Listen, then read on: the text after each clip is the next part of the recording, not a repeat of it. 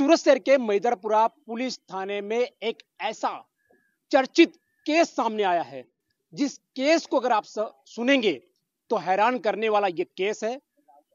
सूरत police आयुक्त अनुपम सिंह गहलोत को एक परिवार जो है पहुंचता है मुलाकात के लिए। उस मुलाकात के जरिए जो है पूरी हिस्ट्री परिवार बताती है।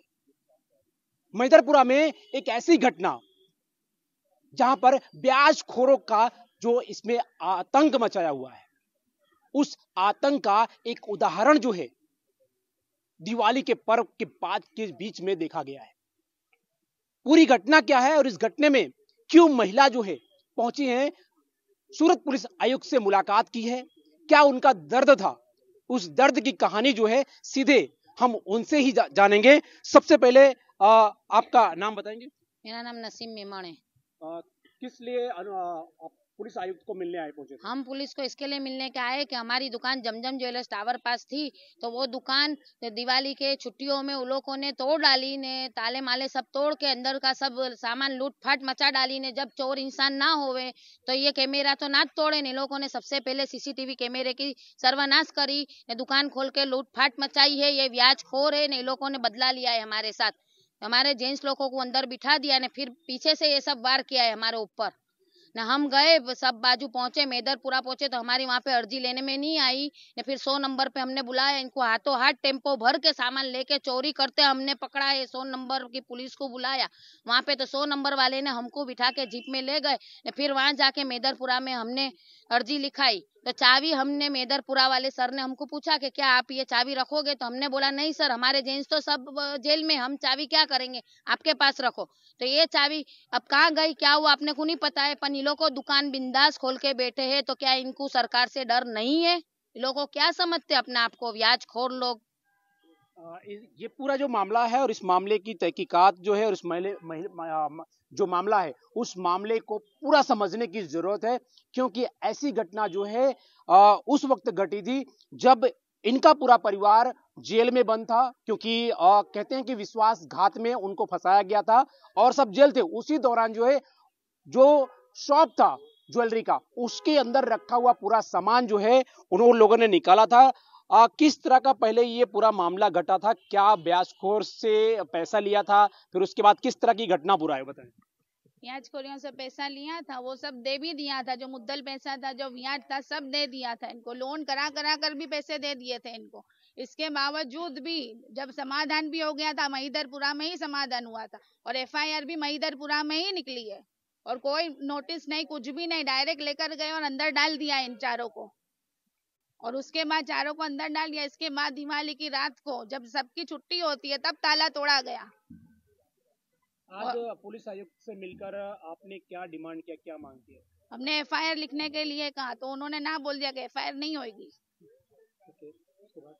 उसके बाद दूसरे दिन भी हम गए तो भी कोई एक्शन नहीं लिया पुलिस ने। फिर सैटरडे को हम फर्नीचर, पता चला कि फर्नीचर का टेम्पो बना रहा है, तो हमने वहां पर जल्दी से हम गए ने, रोकने की कोशिश की तो गैर शब्द गैर अल्फाज हमारे को बोलने में आए, धक्का मारने में आया।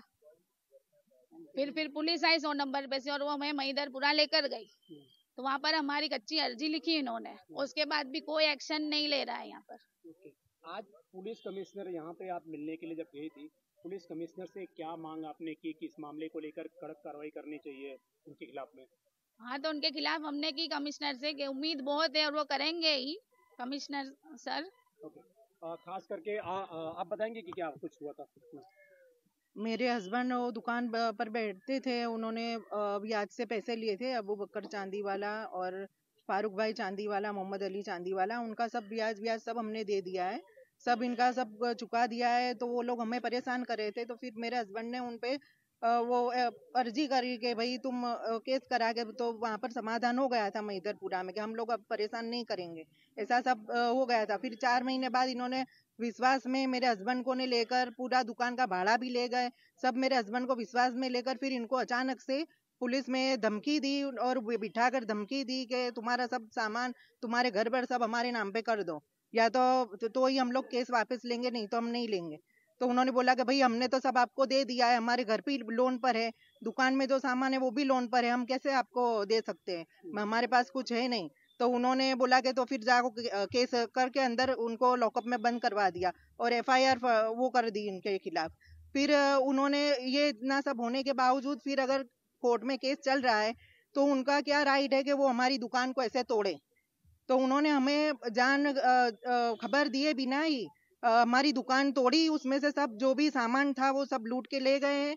सब CCTV कैमरा का पुरावा का सब तोड़ फोड़ कर दिया है। CCTV कैमरा तोड़ दिए, DVR उठा के ले गए, कोई एक सिल्ली भी उधर नहीं छोड़ी। हमारी जमजम ज्वेलर्स हमारी दुकान का नाम था, टावर रोड पर जमजम ज्वेलर्स, और पूरी दुकान का बोर्ड सब बदल के खुद का नाम उधर लगा दिया है।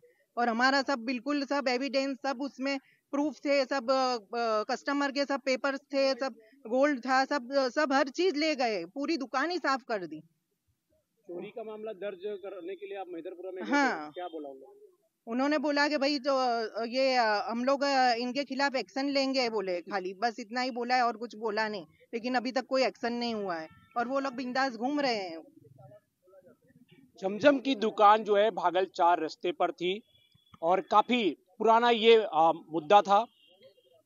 जो ब्याज का पूरा मुद्दा था वो पूरा बदल गया जो है चोरी की वारदात में, क्योंकि दिवाली की रात जो है जब पूरा शहर जो है दिवाली मना रहा था, उसी समय ये जमजम की जो गोल्ड की ज्वेलरी की दुकान थी उसी में रखे हुए तमाम वो कीमती सामान जो है चुराकर जो है ये सारे लोग वहां से निकल गए और पुलिस जो है खाली देखती रह गई। इस तरह का आरोप जो है आज इन महिलाओं ने लगाया है, क्योंकि पुलिस इनकी नहीं सुन रही है। इसीलिए सूरत पुलिस आयुक्त अनुपम सिंह गहलोत से गुहार लगाई है कि जल्द इस पूरे मामले को रजिस्टर्ड किया जाए और पुलिस इस पूरे बारीकी से तहकीकात कर उन पर FIR दर्ज करे, ताकि उनको जो है आज जो उनकी आशा है उस पर जो है वो खरे उतरे पुलिस। सूरत से कैमरामैन सागर के साथ राजेश विश्वकर्मा, ब्यूरो रिपोर्ट, सूरत।